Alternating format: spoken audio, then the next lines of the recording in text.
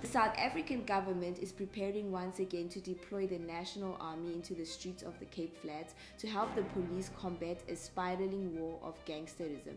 This is the story of how a sea of dunes, the Cape Flats, became one of the most volatile urban grids on earth. In the early 19th century, the Cape Flats was a formidable natural barrier, a vast shifting sea of unstable sand dunes that made travel between Cape Town and the interior nearly impossible.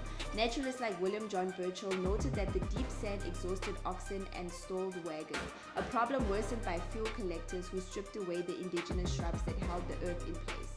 To conquer this landscape, colonial authorities turned to a biological solution, importing hardy invasive flora like Australian wattles and hackers. By the mid to late 1800s, these massive planting campaigns successfully arrested the dunes, but at a permanent ecological cost, replacing the native fynbos with a carpet of alien vegetation that still characterizes the region today.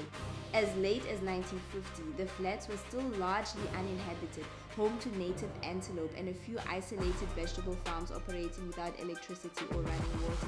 This changed rapidly under apartheid-era legislations like the Group Areas Act. The government forcibly removed non-white communities from central Cape Town and relocated them to purpose-built townships on the flats. While colored families were moved into areas like Mitchell's Plain, many black residents were stripped of their citizenship and declared migrants from ethnic homelands, which forced a development of informal settlement. During the post-apartheid era, the Cape Flats remains a landscape of deep structural inequality. The geographic isolation intended by its original planners has morphed into a crisis of systemic poverty and high unemployment.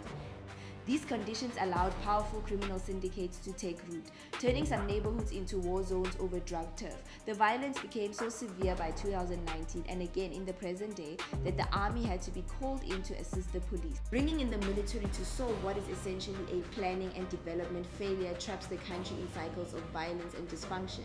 It does not provide a way out. To prevent violence and crime, SA needs a deliberate, carefully crafted and appropriately resourced plan that makes prevention a priority.